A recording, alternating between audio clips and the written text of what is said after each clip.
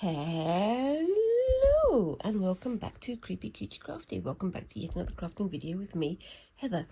Hi guys, how are you doing this week? So this week I am continuing with my goldwork madness, and I'm also going to be starting a new project because I finished off my book bags and I'm having a little bit of a break giving you guys a bit of a break from the pin weaving because I've done quite a lot of that recently. But I will be continuing that off screen, and I'll be sharing some progress with you in the near future. So yeah, I'm still trying to plow on with this one. I managed to get these little beads here finished after last week's episode, and I got a few more chips done here, but I want to do the rest of the chips on this side over the course of this this episode. And yeah, I'm really pleased with how this has turned out. I did these two first, and you can see they're a little bit lumpy and bumpy, but this one I think turned out much better, and the strands that have come off it are much more well defined. Still not like professional grade, but it's a lot better than it was. So I've got to finish these two over here, and then obviously I've got the moon to finish, and then I've got these leaves to finish, and then that'll be it, hopefully.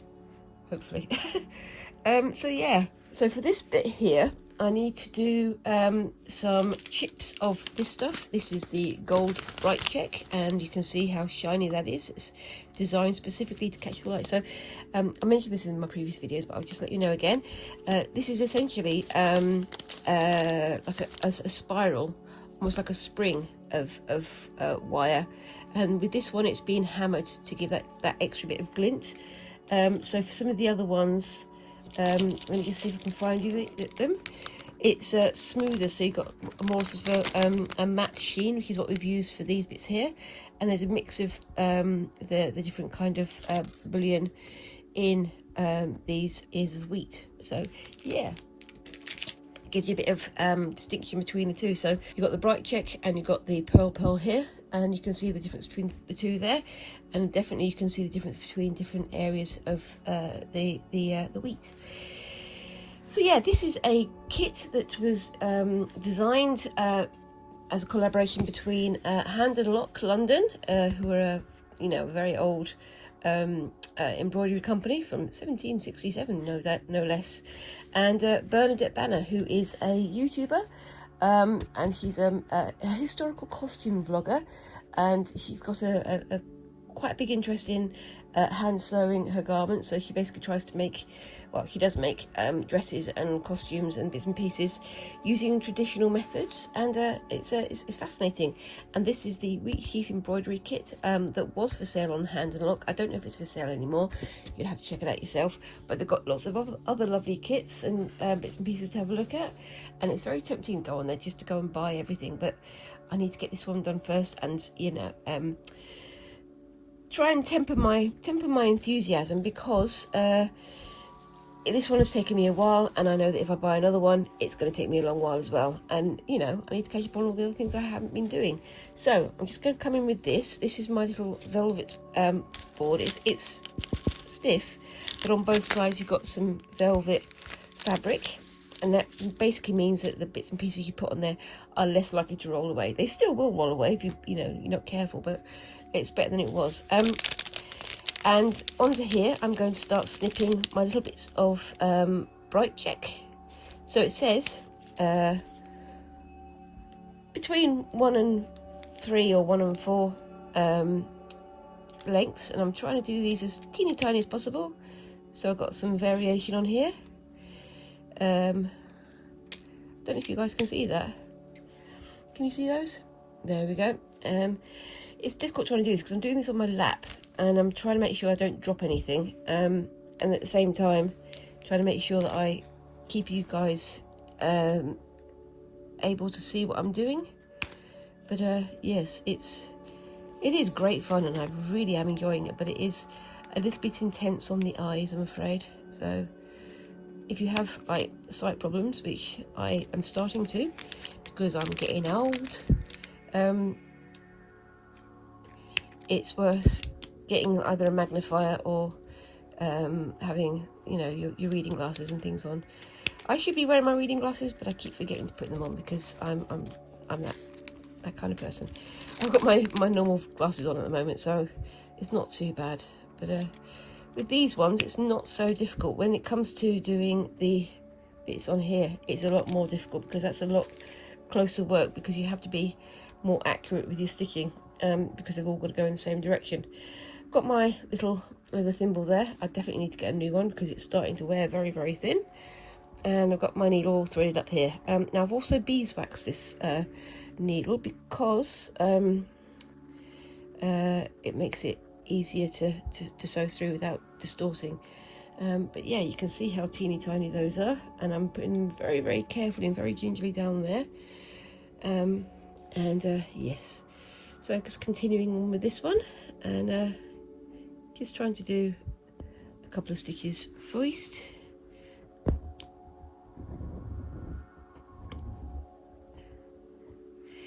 And if these go sort of wonky, I have just next to me my little tool. It's my little mellow tool, so I can direct things into the right place.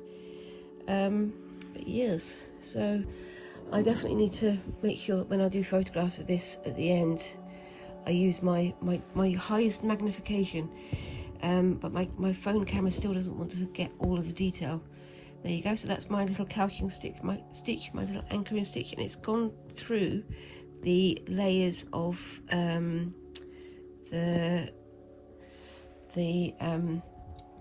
spring, the coil, to make it a bit easier. I'm going to try and see if I can get this a little bit higher up so you guys have a better view. We'll see what we can do. It's difficult because I've got very limited space here. But yes, there we go. Is that better? It looks a little bit better. There we go. And then come back in with this, so it dominates the frame. Get myself another one of these. I think these are a little bit long, but that's okay. I can fill them up. And these all go on in sort of different directions. So the first one's like that, the second one's like that. So they're sort of offsetting each other, so you get more of a random sparkle, I suppose. That's the best way I can think to put it. I'm going to put that one there, and I can fill the little gap that I've left between them with a smaller piece in a moment. But yes, if I want to, and this actually does look fairly decent. There we go.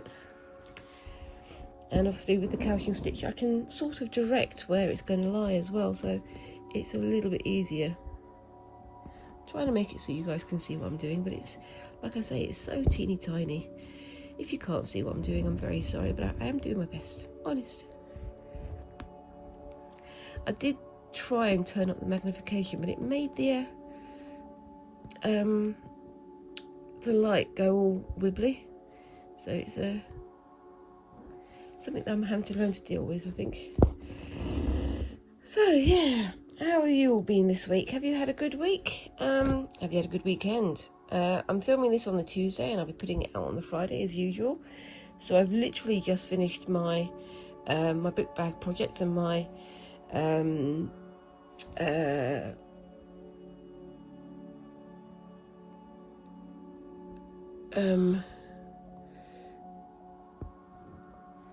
my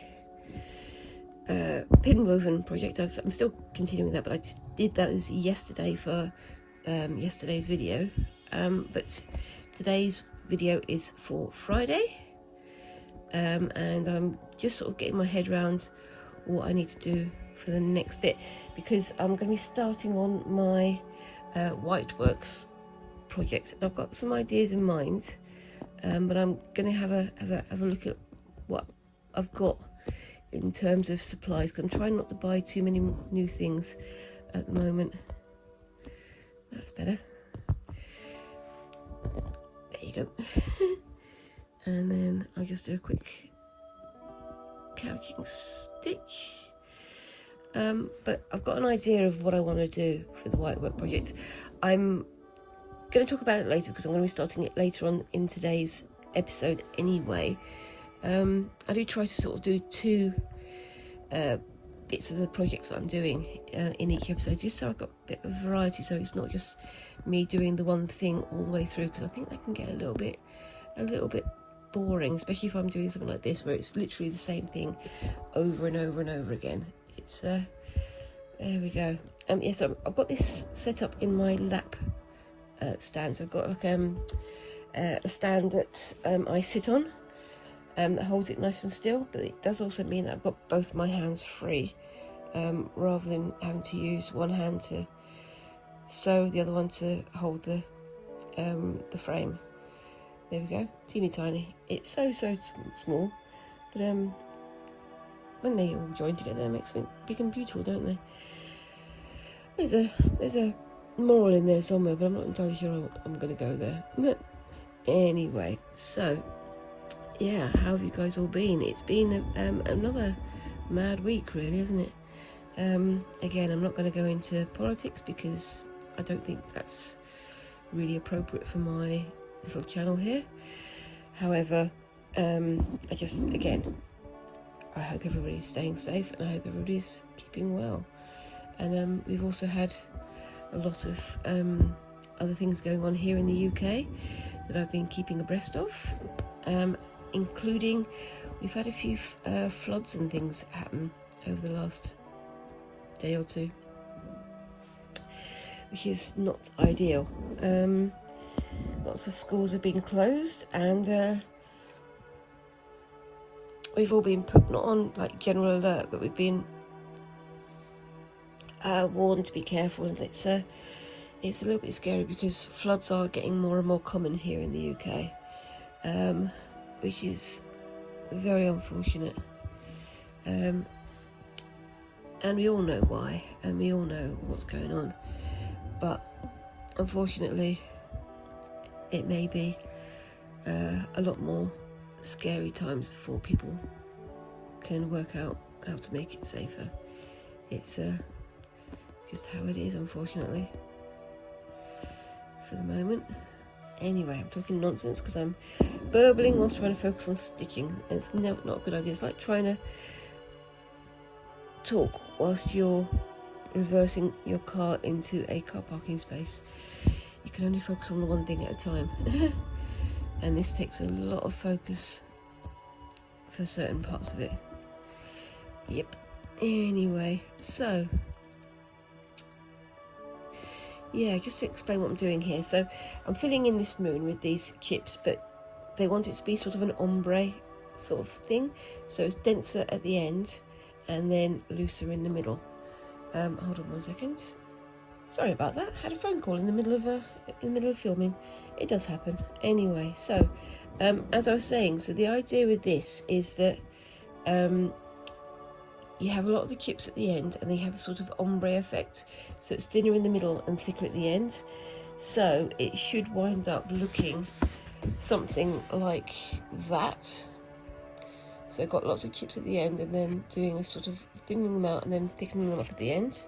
And then in the middle of all that, I can put some gold beads, the same gold beads I made here, in with the chips, so that should create a nice effect. And they want you to sort of space them out like this, and it's so that there's sort of blended out, make it nice and smooth. But we'll see how we go with that one. Yep, so I've managed to, whilst I was on the phone call, to cut myself a few more new chips, and I'll be adding those in. Some of these are a bit long, but that's fine, because I can space things out around them. But yeah, I mean, yeah, I was watching Create and Craft with Christine on Friday, and they're talking about the Hexy project that their followers are doing, and I sort of laughed. I wasn't laughing at their work because their work is amazing. It's fantastic to go and watch. I do recommend that if you're into your slow stitching, go and check out Create and Craft with Christine, because there's all sorts of collaborations and chats and things that they're doing, and there's lots of other crafty folks that join. But they've got a project on at the moment called the Hexy Swap, and at the moment they're doing sort of hexagons, like English paper piecing hexagons, that are being created to make like craft table covers. And I watched their last video, and they had like a stitch along sort of chat alongside the sewing. So she put out like a premiere and was chatting in the chat box, in the comments with her followers at the same time as watching the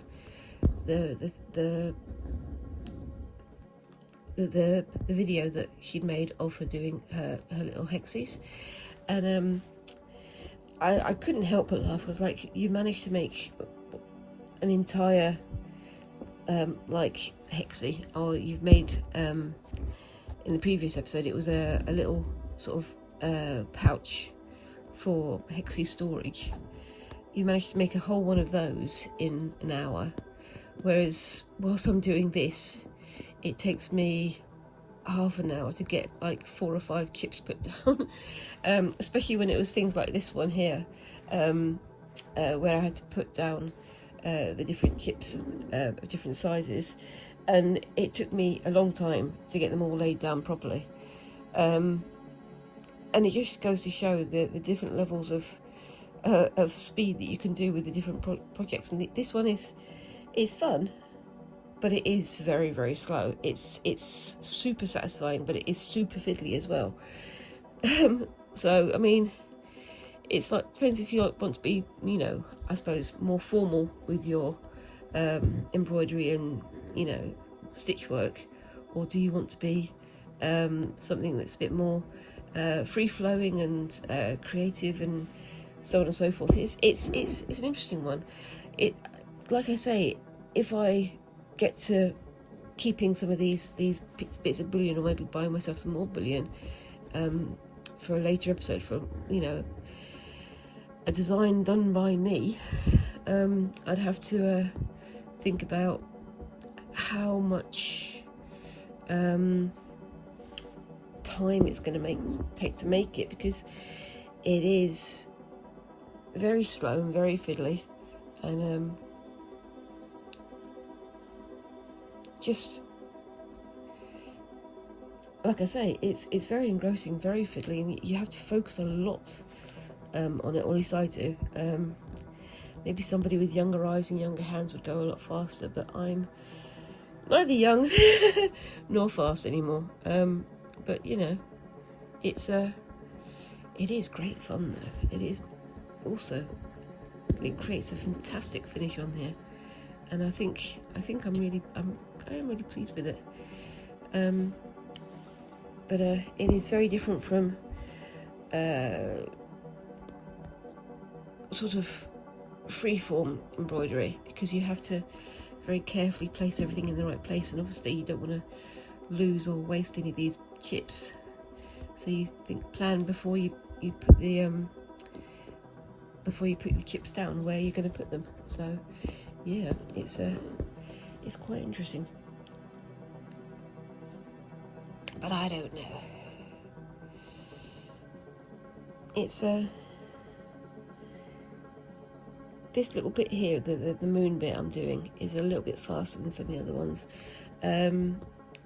just because that's the nature of the beast, I guess. And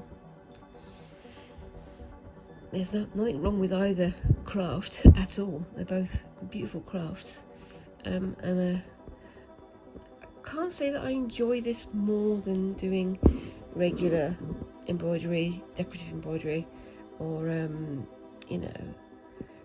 quilting or whatever. It's just different, and I do love doing both. There you go. I may be wittering again. Maybe I need to stop focusing on one thing and start focusing on the other. I don't know. But yes, I think that's starting to look pretty good. Let's see if I can just finish this bit off nicely. Got some smaller bits there. But yeah, it is very different, as I say, to doing the more regular embroidery, because it does take a lot of focus, and I'm very aware of that when I'm talking to you guys, because I am also aware that I'm probably talking a lot of nonsense, and I've been told that when I'm focusing I make funny noises, so when I'm editing this I find that I'm making funny noises, I'll try and share them, but I don't think I am. But you guys can correct me down in the comments. If you hear me making any funny noises, please let me know. But yeah, I mean, funnier noises than the usual noises I make of me talking nonsense. I don't know. Anyway, it's an odd situation, I suppose. So yeah, what crafting are you guys getting up to this week? Are you going to make some time for yourself, or is it going to be fitting in wherever I can? I'm thinking about joining in with the Hexy swap. I don't know if I will, but it's going to be a fun project, because I was again watching this the video that Christine put out, and she was talking about doing weaving ribbon, which I think is a fantastic idea, and the things that she created looked very, very beautiful and very attractive, and very unique in many ways. But I was watching it, I was thinking, because she was weaving in 2 directions, I was thinking, oh, maybe you could do that in 3 directions and have 3 overlaps. But I don't know, so I'm going to have to explore that, and I think I've been fished in to starting my own hexes. Maybe I was thinking of not doing the hexy swap because my time is so tight at the moment, but I might just do 1 or 2 hexes just to see what I can do and get some ideas going. It's an interesting one. I don't know. Maybe I will, maybe I won't. Maybe I'll just continue talking nonsense like I am right now. That's the other option, isn't it? Anyway, I do talk a lot of nonsense sometimes, don't I? But there we go. Right, before I add any more chips onto here, any more of these bright check chips, I'm going to add some beads in here as well, because you see I've left a few little tiny gaps, and I'll be adding in a couple of chips and things to I'll add in some beads and things just to add a bit of different sparkle in there. So I'll put the first one there, and this is where I take a risk, because got some bits of fluff on there. I'm going to try and park this on here. It's not flat, and I'm going to get my extra crinkly bag of gold beads out, which I was holding upside down. Hold on, just going to pause whilst I make the crinkles. Now, last week I poured these onto here, and they immediately got stuck on the sticker that was sealing the bag. So I'm just going to try and... There we go, not too many. Fold the bag closed, and this is where I have to hold things super carefully, because these ones are more likely to roll off because they are, well, they're round, aren't they? They're beads. There we go. And that one will go in, oops, there.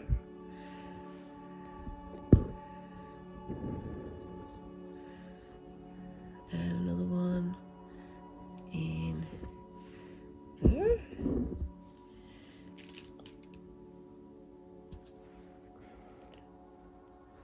Let me know down in the comments, do you prefer projects that move on at a faster pace, or do you like the slow, more laborious tasks like this one?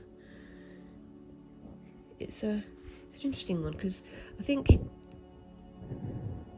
gold work is very, very, very different to any other form of like embroidered embellishment. I almost wouldn't call it embroidery. It's not using stitches, it's using things attached by stitches. It's almost like beadwork, but with extra hoops to jump through. But I don't know. I'm also wondering whether or not to add some more goldwork ideas, you know, do my own goldwork designs. Oops, that's a bit bobbly there, that's fine. For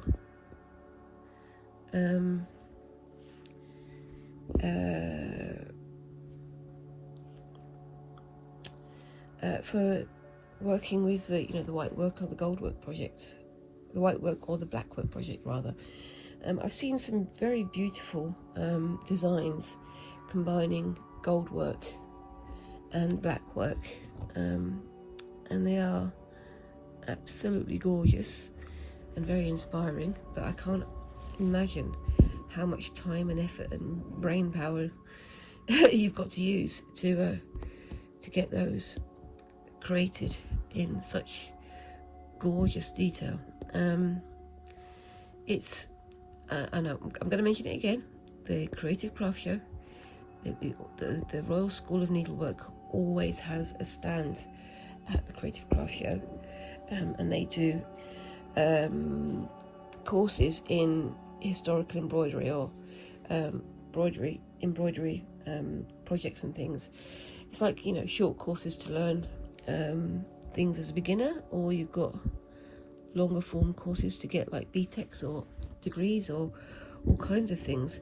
And I think it would be fascinating to do one of those courses. I wish I had the money and the time at the moment, but I don't. And I think that should I have a windfall sometime in the near future, let's say a nice big lottery win, I would definitely like to do a course in needlework of some kind. I've seen other YouTubers do things like crewel work embroidery, which doesn't appeal to me for some reason. I know it is a beautiful process, but it's just one of the ones that hasn't really grabbed me. And that's not to say that, you know, what other people have created isn't beautiful and gorgeous and all these other things. It is. It's just not one that's inspired me, if you know what I mean. It hasn't taken hold of my heart, to put it in a kind of airy-fairy way. And at the end of the day, you've got to do the things that appeal to you, otherwise you're going to lose interest, aren't you? Very much so. However, I'm also aware that, you know, other people are very much into that side of things. I don't know quite what it is about embroidery or needlework that really grabs me yet, but it's an ongoing process of learning, isn't it? So, you know, one day I'll understand what it is that I'm getting out of this, or maybe I just like to surround myself with things that I think are pretty. I don't know. Anyway, I'm just adding these last few beads here, and hopefully we'll be moving on to the next thing fairly soon. So I'm not going to do too many on that side. I'm going to put some over this side now. It's a good thing I did myself a nice long length of thread, so I've got just enough for these last two, which is kind of miraculous. And I'm hoping I'm going to be able to get some time to finish off this moon off screen, and hopefully I'll be getting on with the leaves next week. And again, hopefully I'll be finishing off the ears of wheat next week as well. That'd be nice. And we'll see. Anyway, so yep, this is my last bead for now, and I'll be adding some more chips and things off screen. But yes, and absolutely do not take me as an expert in this craft, because I am very much not. But if you are feeling inspired, I do recommend having a look at the Hand and Lock company. Otherwise, yeah, have a look at the Royal School of Needlework website as well, because they do sell little kits and online lessons and things, and it's fascinating. I really like how that's starting to look. It is coming together slowly, but it is coming together, and I am very much thinking about whether or not to do something with gold work in with the white work slash black work project that I've got coming up.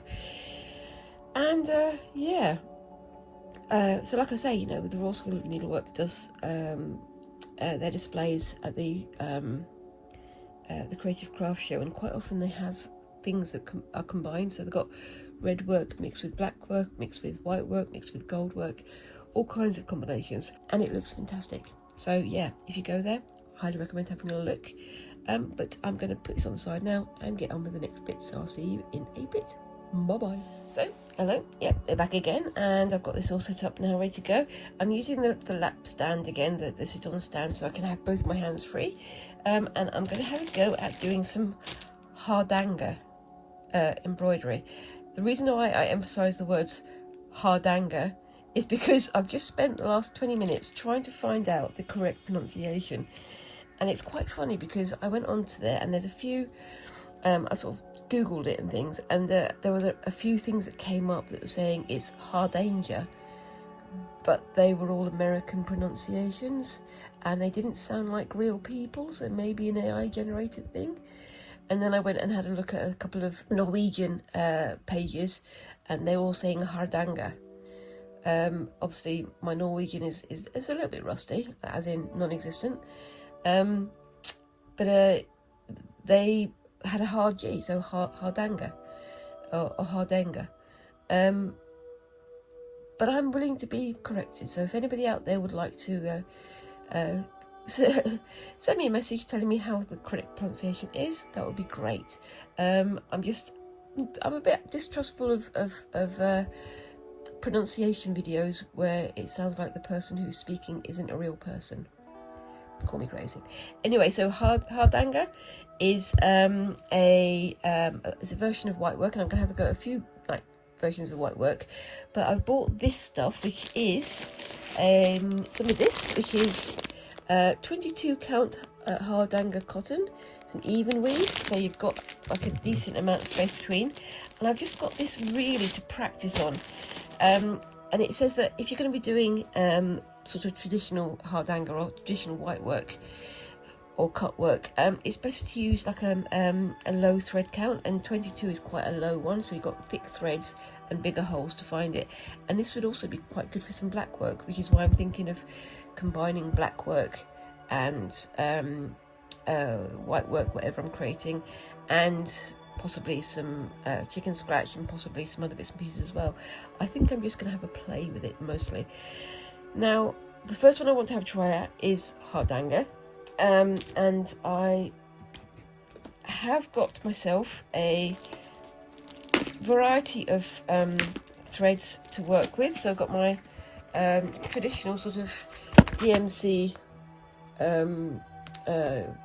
embroidery threads there, but I've also got my number 8 threads here, and this is the one that I'm going to go with because I think it's going to be the easiest one to start with. Didn't get my needle set up before I started because that would have made too much sense, but I'm going to get that set up now.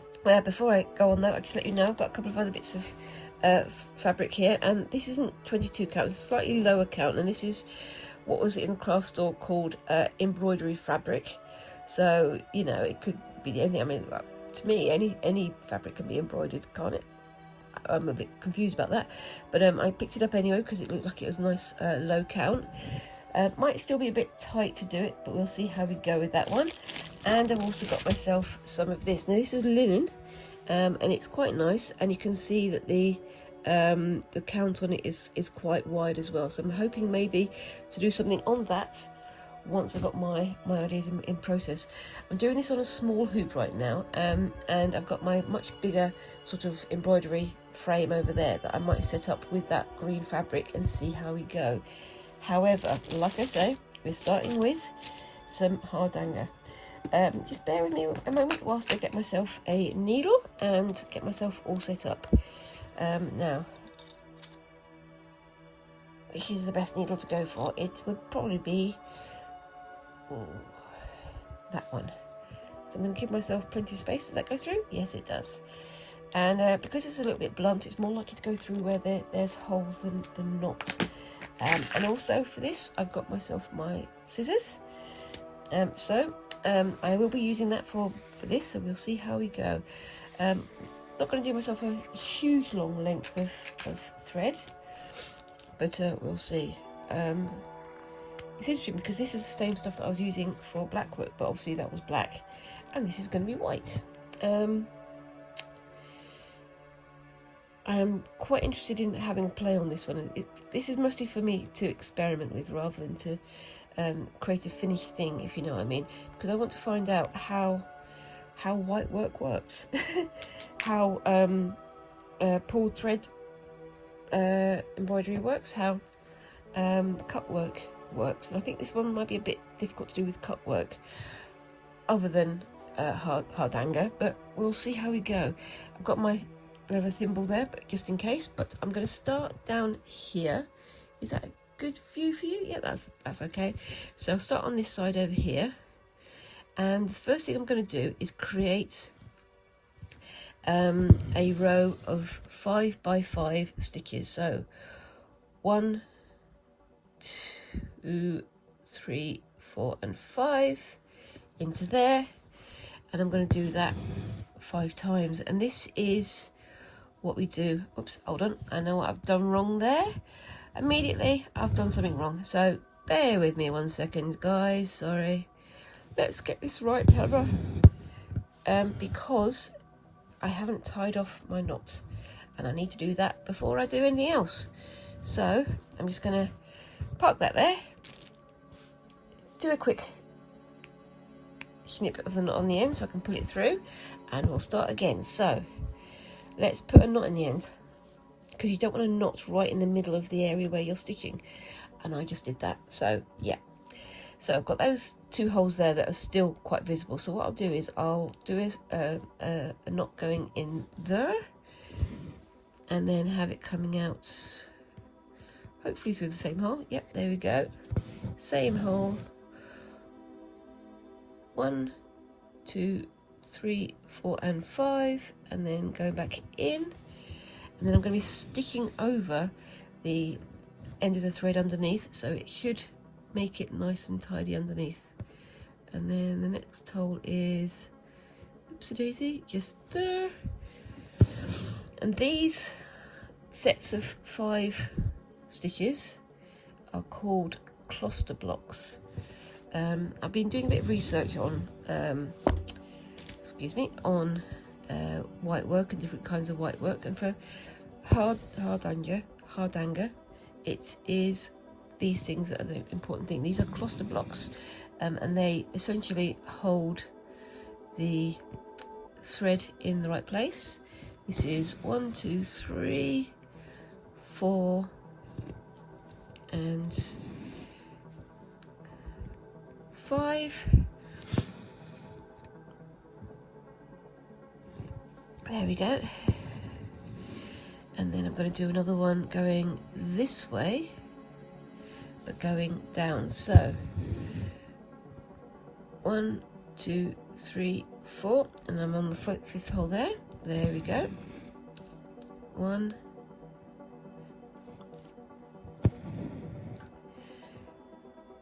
2. Hope you guys can see this. I might do the next one in a more contrasty thread, because then you'll be able to see it a bit more clearly.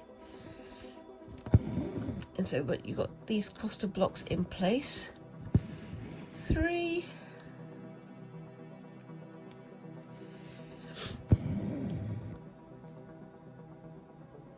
4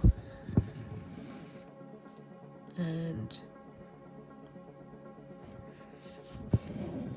5, like that. And then you do the same going down here. So 1, 2, 3, 4, 5. So 1, 2, 3, 4, 5. I'm probably not doing this exactly right, but we'll see how we go when we go through it. So it's a bit of a close work, but it's going to be interesting. I hope you guys can see that. I'll move that up slightly for you, just so you can see it a bit better. One. I think I might have made these ones a bit short, but we'll see how we go.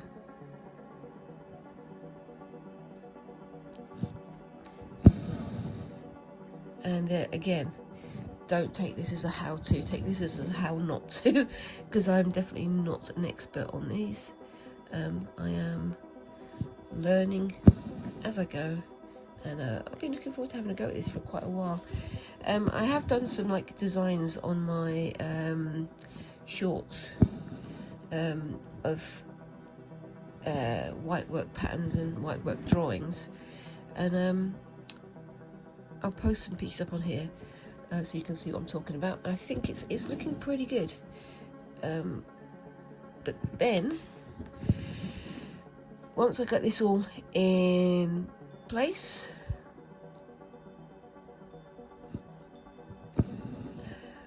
I'll show you what I need to do. 1, 2, 3, 4.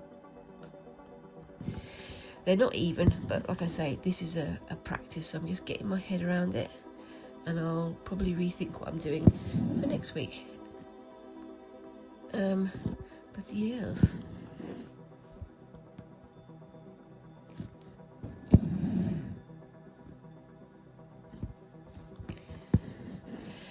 But yeah, I mean, would you guys be interested? This is a genuine question here. I'd love to know.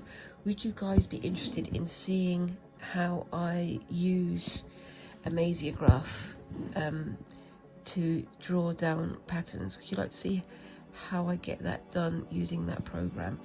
I'm thinking about doing that for something in the next week or two, as just a one-off, so that you guys can see what it is that I do with my Amasiograph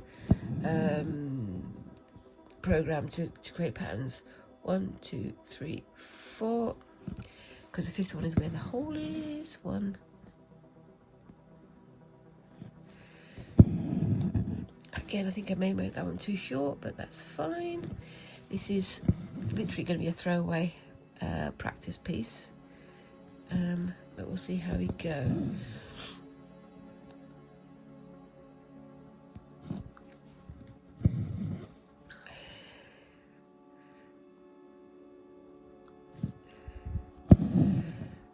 Four and 5.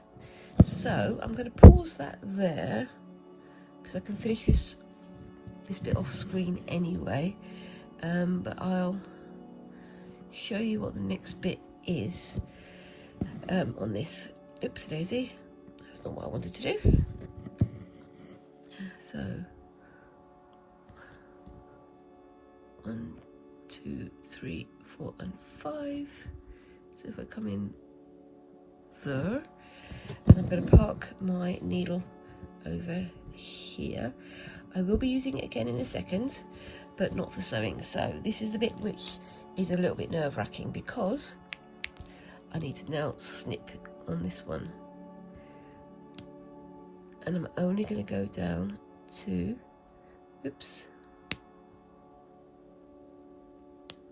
there, and then see how we go coming the other way to there. So that's one that's going to come out immediately. I'm going to leave that end, but this area here all needs to come out. You can get like little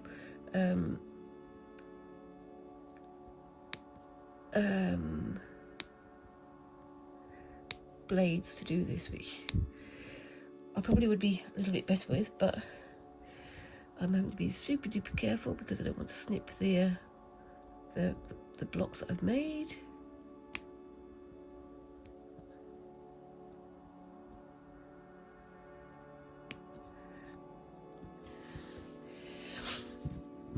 And then bring that up. Yeah, you can see I haven't snipped that one quite through. So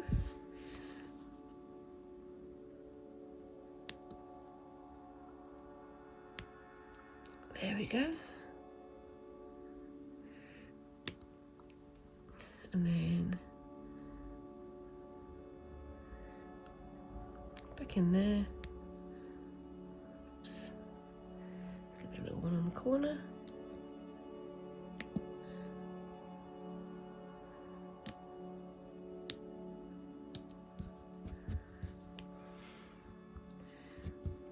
And I'll tidy this all up once I'm done. Again, I think I might need to put my reading glasses on for this one, but there we go. So yeah, it's not tidy, but it's on there. Also just going to take off my knot from there.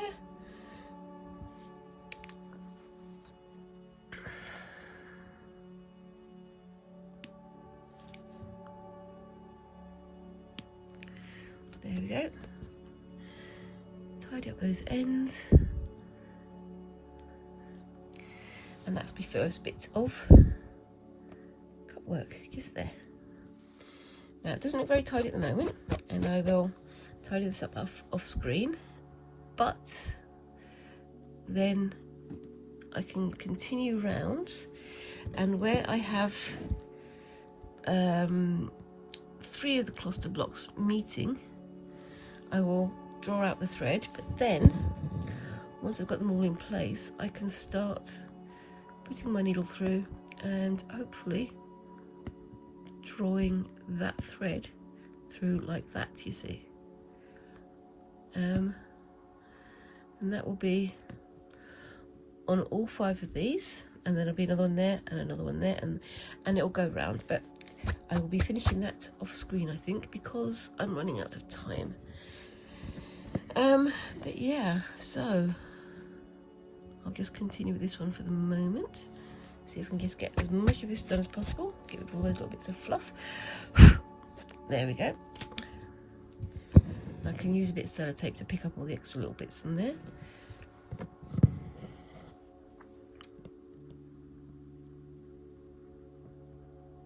And oops daisy, how many of those have I done? 1, 2, 3, 4, and 5. I do like the fact that it's a counted thread stitch and a counted thread process, because then, you know, you've got this not control, but you've got this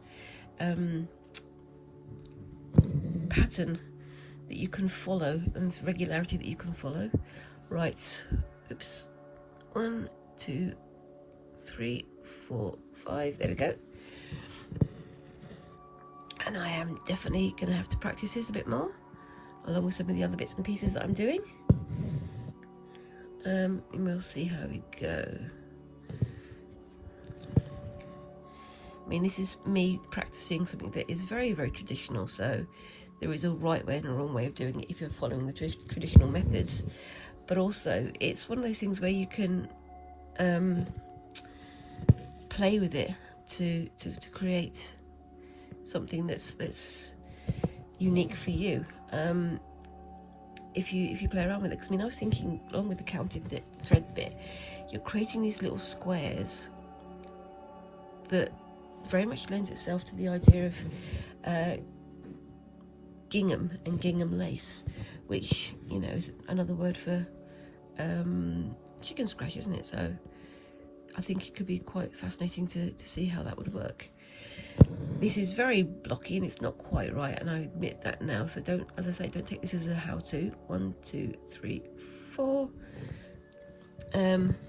But I'm liking the process, I do, and I like how, you know, having squares like this, having counted stitches like this, can lend itself to other methods of traditional embroidery as well. So that could be a lot of fun to play with. So you've got things like black work, and you've got things like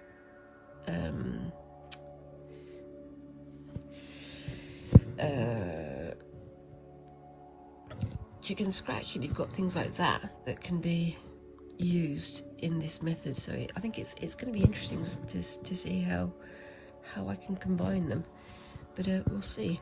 Anyway, so that's that bit done, and then I go to here, so it's 1, 2, 3, 4 and 5. Let's hope it's in the right place. Is that in the right place? Now, to check that, I'd need to go through here.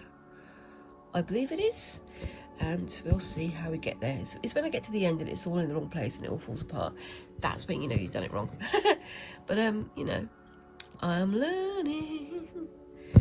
I need to create a song called I'm Learning, don't I? I mean, I do talk about my age quite a bit, but you know, even at my age I can learn new things, which is always the thing that I really like to do. You know, I like to learn new processes. As same as usual, let me know in the comments, have you had a go at doing Hardanger embroidery yourself? Have you had a go at doing any other kinds of white work or cut work? And what do you think I should try next? I would love to hear from you. And this is the 5th one, and I'm starting to run out of thread. I don't think I'm going to be able to do 1, 2 and 3, so might have to pause that one on there in a minute and do myself a little knot on the back, but we'll see how far we can get. So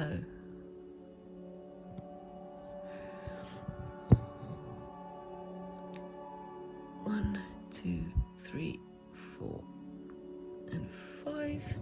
That one's long, that's okay, I can live with it.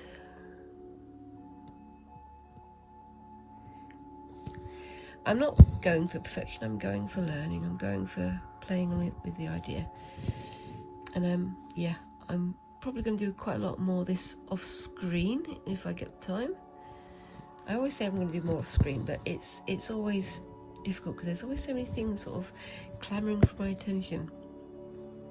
But yeah, it is great fun to be able to get some time aside to, well, it's not even just fun, it's somewhat centering to find time to do stitching off screen. And yes, so that one is there. So if I put that one through there, is that the right one? Yep. It's difficult because I'm not quite counting correctly because I'm a little bit far away from the thing because I'm filming at the same time. But 1, 2, 3 and 4, because this one is one of the short ones. I'm going to stick with the 4 rather than the 5. There we go.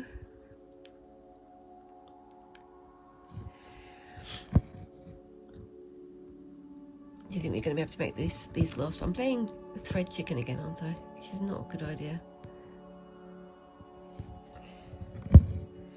And there we go.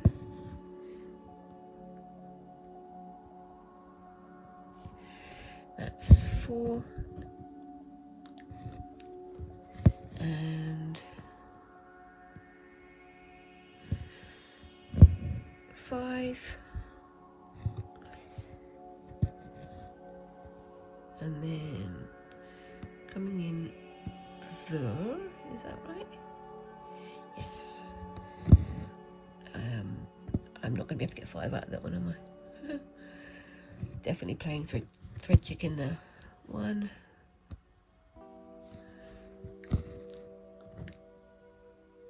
2,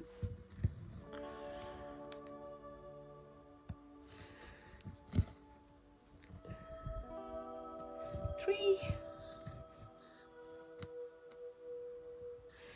The whole idea with these gloss blocks is that they hold the thread in place so that you can then take out the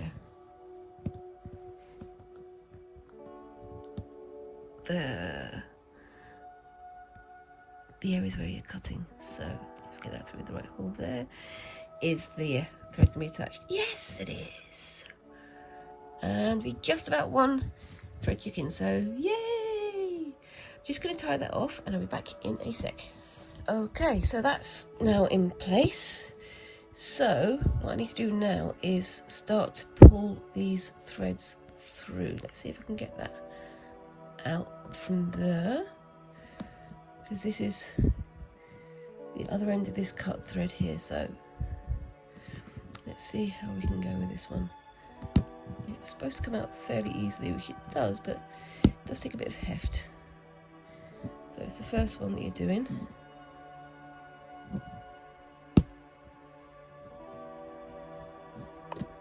There we go. Starting to come out. Sorry, punching the camera there.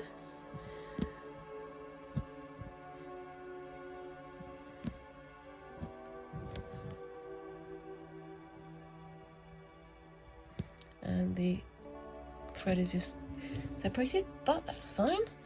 So let's get this snips, and being very careful not to snip the anchoring threads.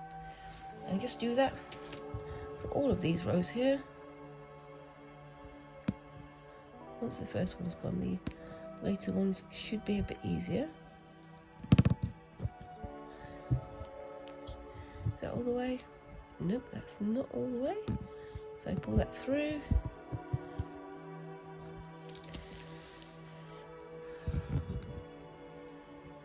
My screen seems to have suddenly gone very dark and I don't know quite why. See if I can get you a bit of a better view there. I have got a light on it, it's just not shining in the right place for some reason. Let's have a look. Is that better? It's about to fall off it. We'll see how we go. And then do the same for this one.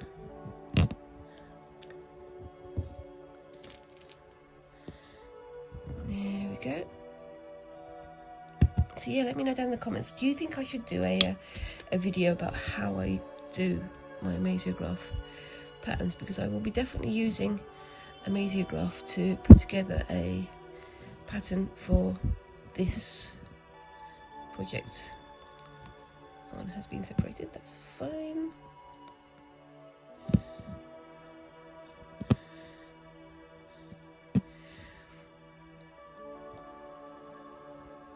There we go.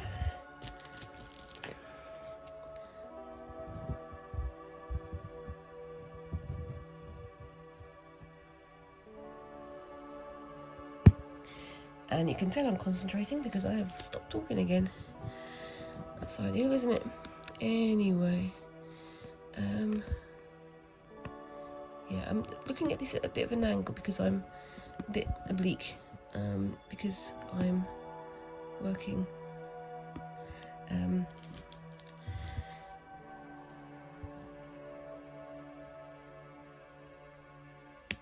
at a small distance because the camera's in the way, but I think it's going to be a lot easier to do this once I can shift myself around a little bit.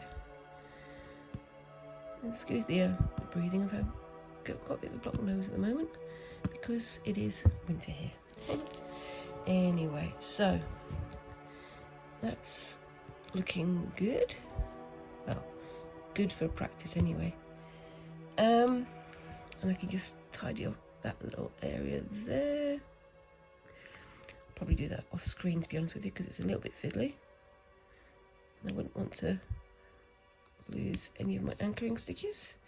There we go. And then on this side, I go from here. Just snip those down. Being careful not to snip the anchoring stitches again.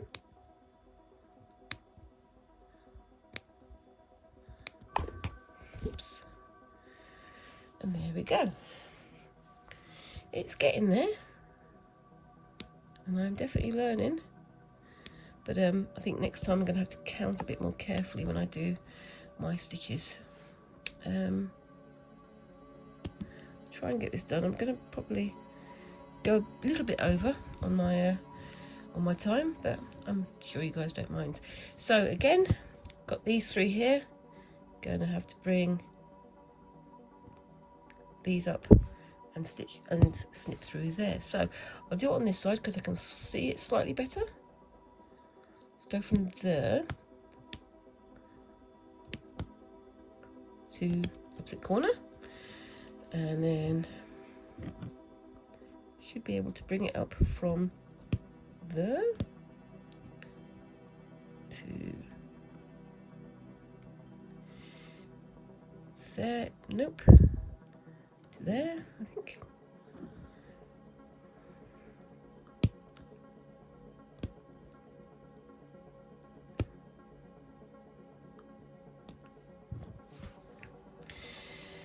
Yeah. I do like to challenge my eyesight, and today is definitely challenging my eyesight. But there you go. So you've got these ones down here that I can snip away in a moment, and I'll just bring those ones up through there as well.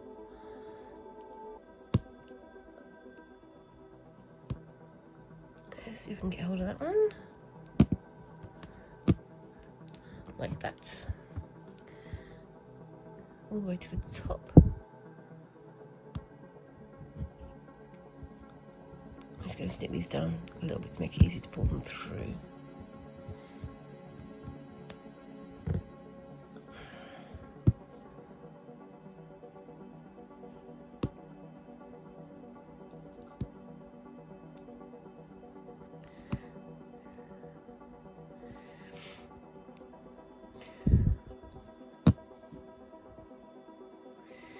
It might have been easier if I'd have got my pencil or a heat erasable pen to just put little dots where things need to go, but I wanted to try and do it by line of sight first because I like to punish myself.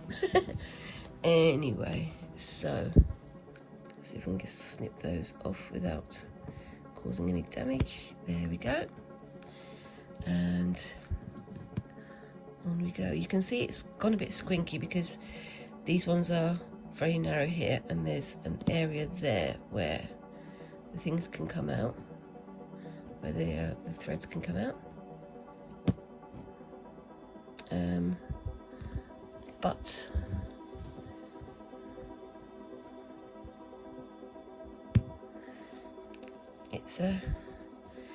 it's practice, and you know, I'm learning.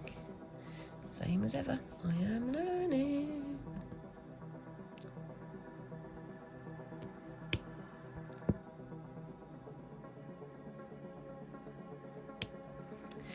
Yeah, you can see there's like 4 and 3 there of the stitches, so that's not quite right.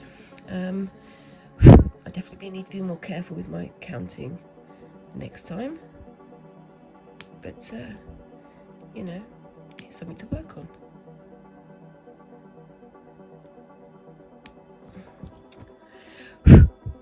There we go. And then do the same at this end. I'm going over my time, but I'm sure you guys don't mind.